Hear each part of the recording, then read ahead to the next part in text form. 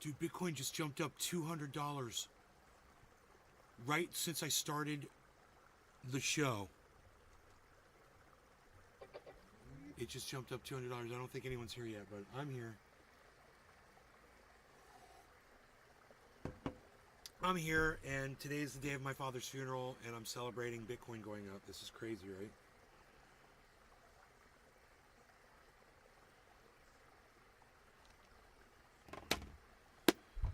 Michael Haskey, damn, time something good happens, right? Oh my goodness gracious. Couldn't be happier right now. Thank you for starting the show, Michael Haskey. Prepare yourself. Thank you, buddy. Prepare yourself. Hello, Michael Haskey. Michael Haskey is here, everybody. It's the Michael Haskey Show from Michael Haskey. It's the Michael Haskey Show.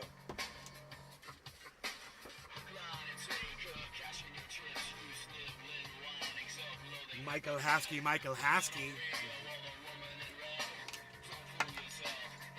Michael has key. Michael.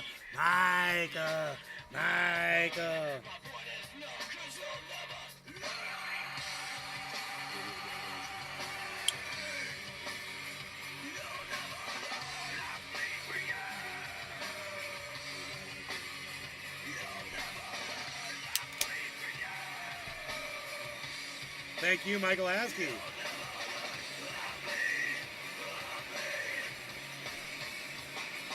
Let's get ready for that video.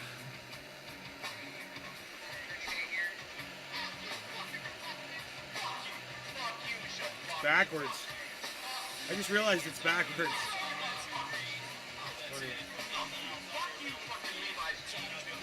Eating up a dab.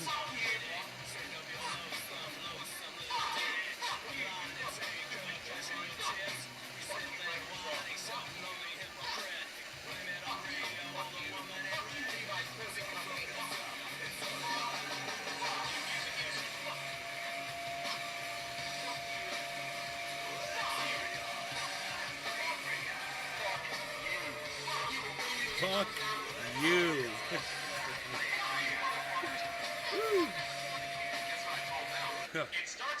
I can only imagine there, Nay.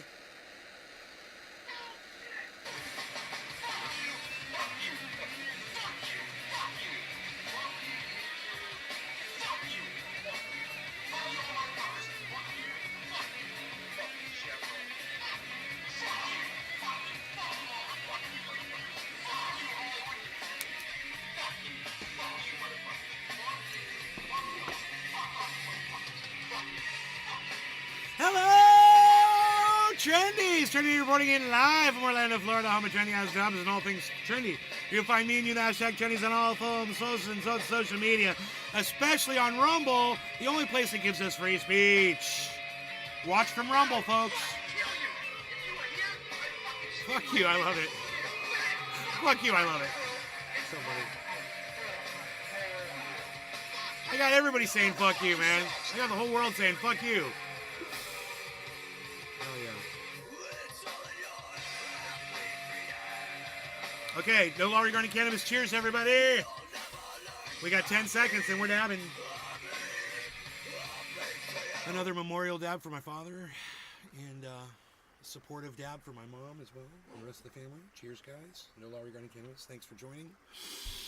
Thanks for being supportive on the day of my father's funeral, guys. I know a lot of you know what's going on.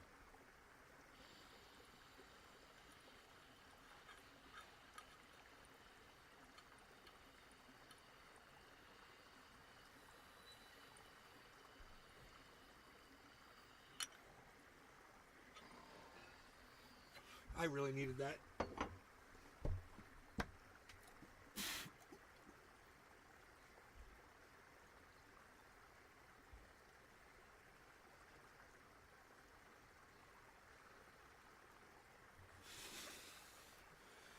A dab for dad.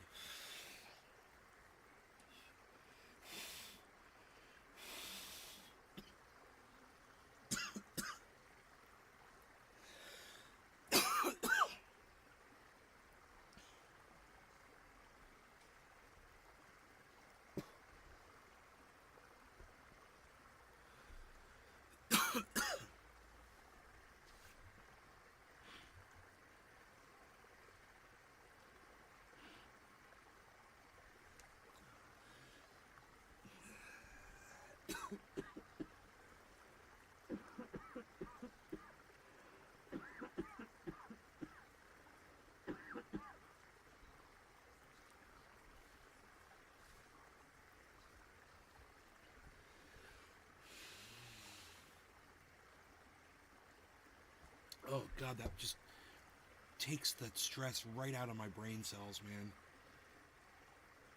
I woke up this morning just eyes wide open, you know, realizing I'm gonna have to face all these people today and just be present. And I was just like, wow, it's shocking, you know, it's just another cold water in the face moment. I'm really happy for all of you that are making money with your Bitcoin. I'm making money too. It feels good. It feels good to know that money that you had sitting in the bank is actually earning you money that had you left it in the bank, wouldn't be doing it, right? Man, that guy last night was talking like he's not going to pull out his money. Like lifetime hodler. Like, that's how I feel. Hodl gang, hodl gang, hodl gang. You wish you could give me a hug? Oh. 45,700. Guys. Remember a few days ago I said it's going to 44. Now it's the target's like 47.5.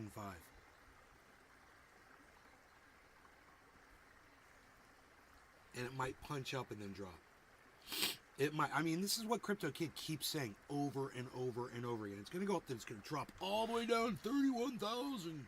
You know, or he's like 41, or he's got all these low numbers. He always pulls them out of his ass, and then they never happen. And he's at what point is he going to ask himself, why does he keep getting it wrong?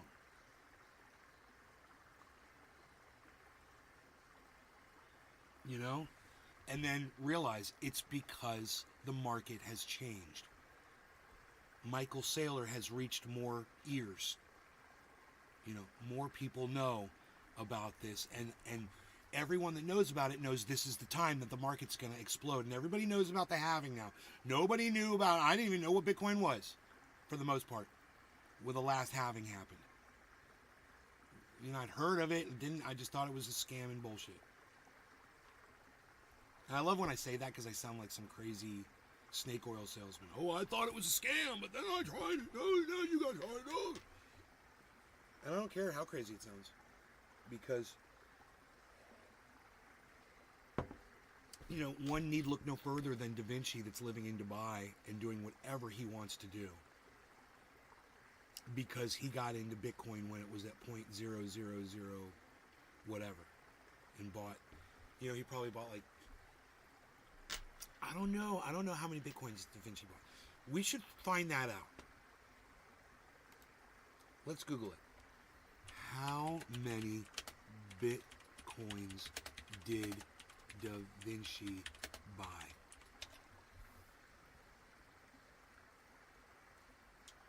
A 1,000 Bitcoins, guys.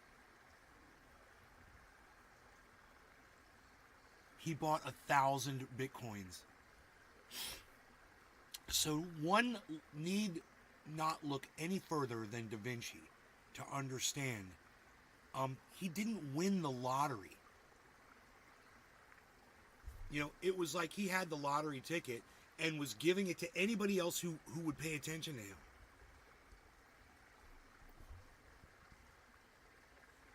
I kind of feel like that right now with lottery tickets, just giving them out to people. I'm like, I'm giving them out to you, bro. Here's your lottery tickets. Instead of keeping your money in the bank, keep it in Bitcoin. At least during the halving, you know. At what point do we think it's not going to go down, you know?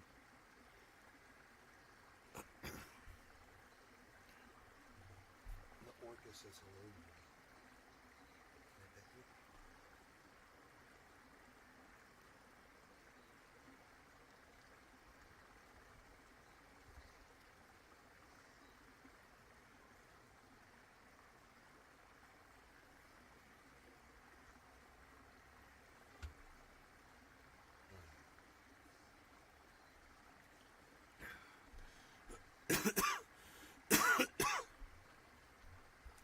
Yeah, I wonder what his net worth is. 10 million? If he bought 1,000 Bitcoins, Why would his net worth only be 10 million? Dude, what's 1,000 Bitcoins worth? What's 1,000? Let's just do the math. Hey, Tula, first person to say hello to me with an actual name on the other channels. Whoever the Facebook user is, I have no idea who you are. Why don't you, hey, Facebook user, why don't you tell me who you are? Person that's coming in from Facebook and your name's just coming up Facebook user.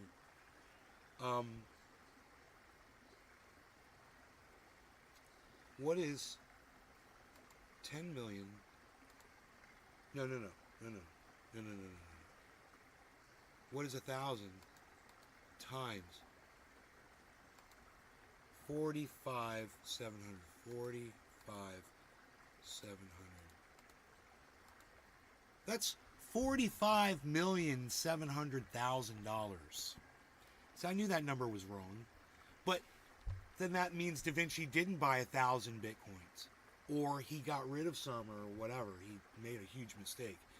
He could have $45 million right now. I just checked my Bitcoin. Good morning, Tula. I just checked my Bitcoin transactions since you got me on Bitcoin. I've done over $2,000 worth of day trading. $2,000 worth of day trading. I love that Cash App keeps every Bitcoin transaction. Ah, damn, Tula.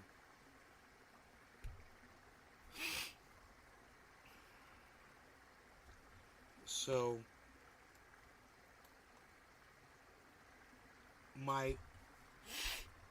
one of my offline wallets has $250,000 in crypto right now.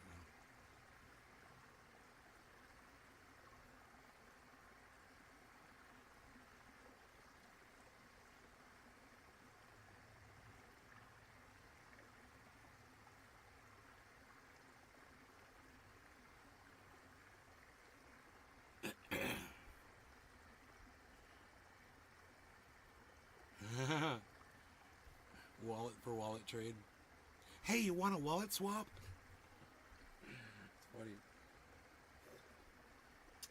I'm good. Thanks.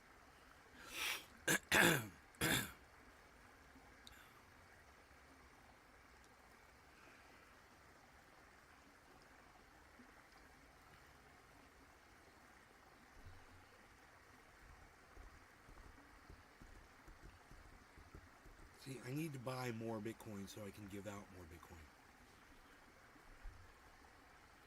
You know? If you want to be hardcore, you have to live hardcore. So you live hardcore so you can be hardcore.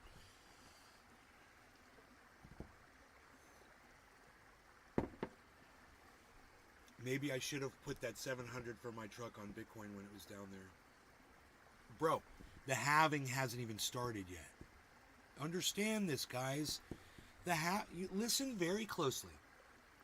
It's January. The halving's not going to happen until April, right?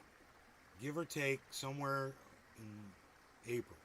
There's a countdown. Here it is. There's a countdown here. I've got the countdown right here.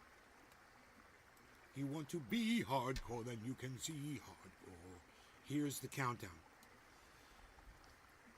The final countdown. So 113 days away. That's the halving. So you have plenty of time to purchase Bitcoin. Because when the halving happens, there's going to be a massive explosion in the value of Bitcoin. It might drop a little bit or something, and then just explode. And everyone knows it.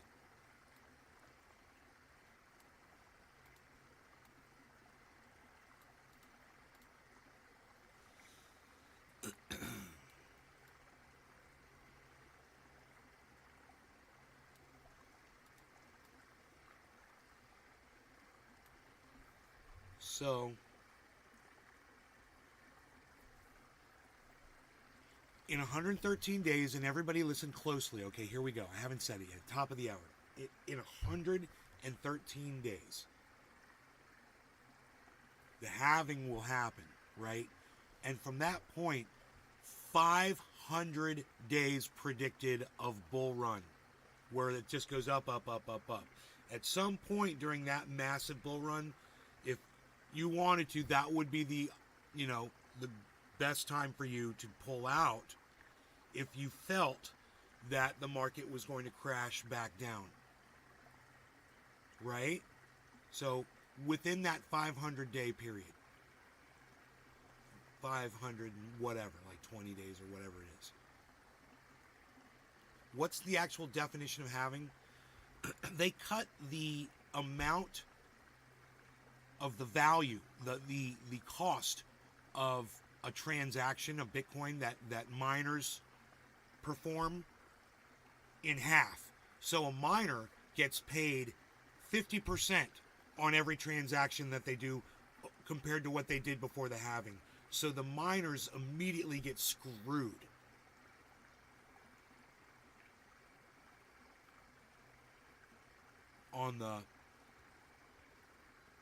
But then some things happen and Bitcoin goes up in value.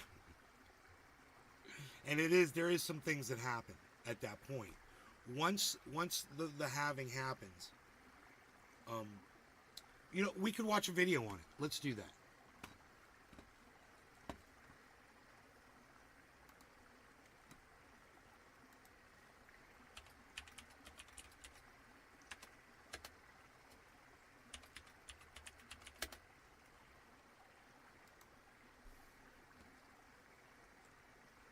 It's a 4-minute video.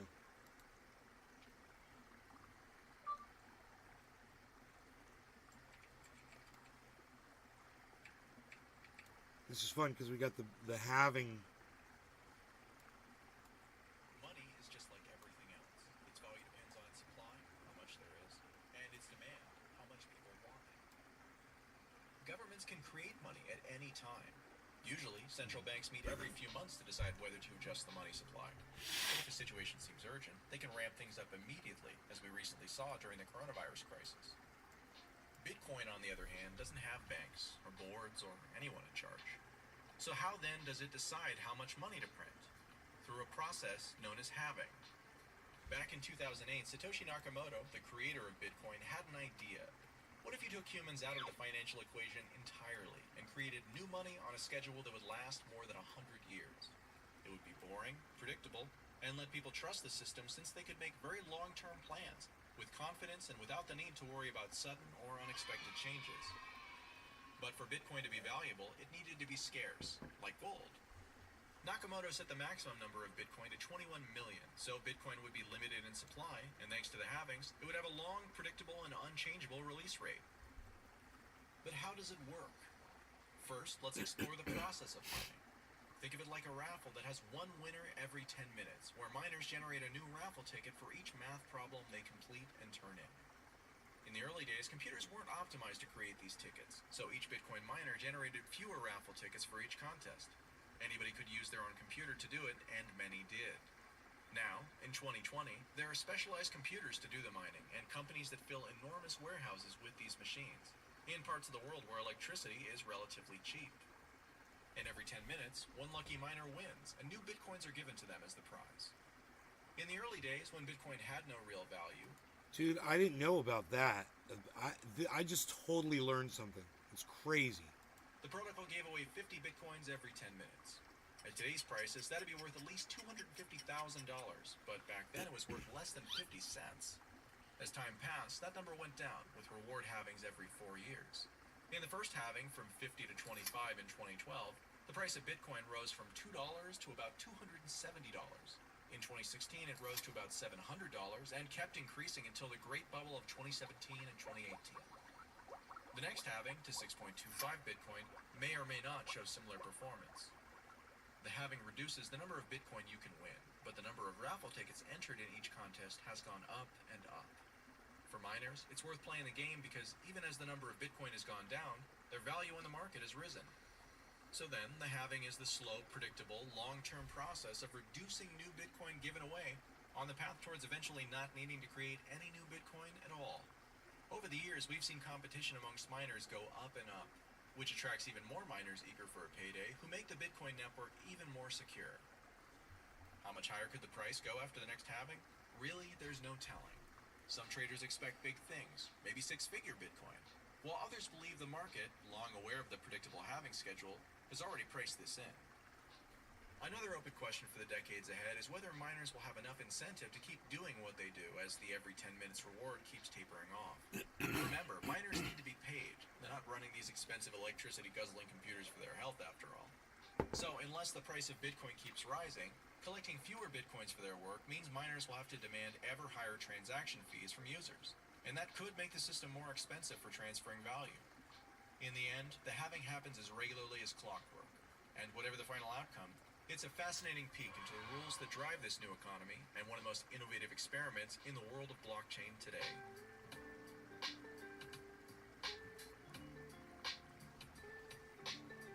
It looks like Michael Haskey's having some internet issues.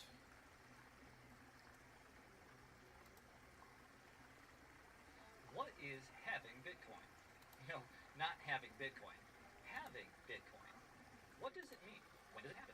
What happens to the value of Bitcoin when it does happen? Well, stick around. Here on Bitcoin Whiteboard Tuesday, we'll answer these questions and more about Bitcoin. That way, you can learn more about Bitcoin yourself or forward these videos to friends or family members who have questions. When Bitcoin was created in 2009 by Satoshi Nakamoto, he designed a way for new Bitcoins to be distributed without a person or group of people deciding who should get them. The idea, called Bitcoin mining, was to reward people with new Bitcoin for doing the work of verifying new transactions into new blocks through computational work. Okay, I lost some of you there. For a better understanding of mining, check out our episode titled, What is Bitcoin Mining? Suffice to say that new Bitcoin is created as a reward for miners verifying blocks in the blockchain. When Bitcoin started, the reward was set to 50 coins per block. But Nakamoto put into the protocol a rule where every 210,000 blocks, or roughly every 4 years, the reward would be cut in half, and so is named a halving event. The first occurred in late 2012, where block number 210,000 rewarded 50 coins to the winning miner, but then block number 210,001 only rewarded its winning miner 25 coins. The second halving event occurred in mid-2016, having the block reward again, so the reward for block number 420,001 came in the amount of 12.5 coins. And so it will go until sometime near the year 2140, when all 21 million Bitcoins will have been mined. So, why the change? Why not keep the reward the same? Isn't that unfair to the miners? The answer to that question lies in the law of supply and demand. If the coins are created too quickly, and there's no end to the number of Bitcoins that can be created, eventually there will be so many Bitcoins in circulation that they would have very little value. Vitalik Buterin, who is at the time of this episode the lead developer of the Ethereum project, wrote an op-ed piece for Bitcoin magazine and explains the need for slowing the distribution of Bitcoins through halving this way. The main reason why this is done is to keep inflation under control. One of the major faults of traditional fiat currencies controlled by central banks is that the banks can print as much of the currency as they want. And if they print too much, the laws of supply and demand ensure that the value of the currency starts dropping quickly. Holy shit, that makes Bitcoin is intended sense. to simulate a commodity, like gold.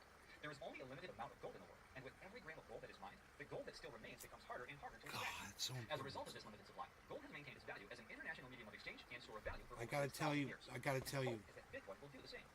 Okay, I'm sure you're asking, what will happen to the value of my Bitcoin?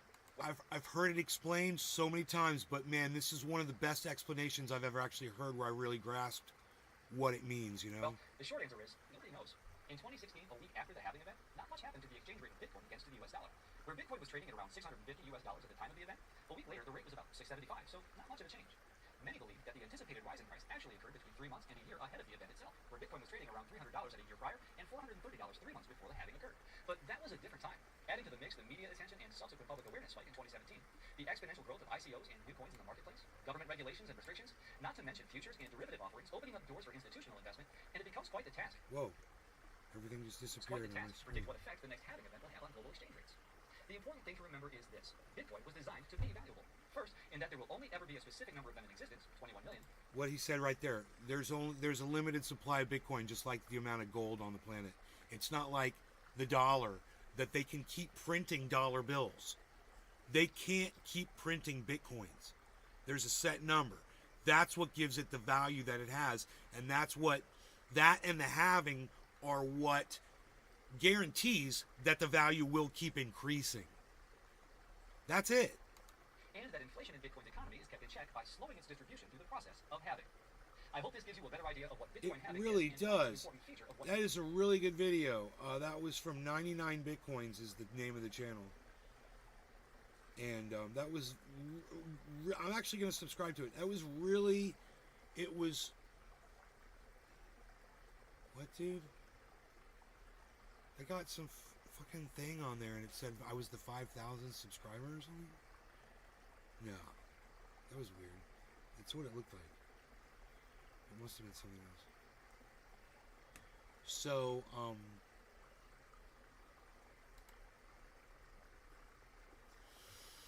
I'm out of here, you guys. Thanks for watching. I will see you later. I have to go get into a suit and tie and get all dressed up and stuff, and then we're gonna go do some stuff, man. Do some stuff. If there were more of you here, I would stay, man. It's definitely, it's a big day, man. But you know, I'm gonna go sit with my mom. You guys take care. Love y'all.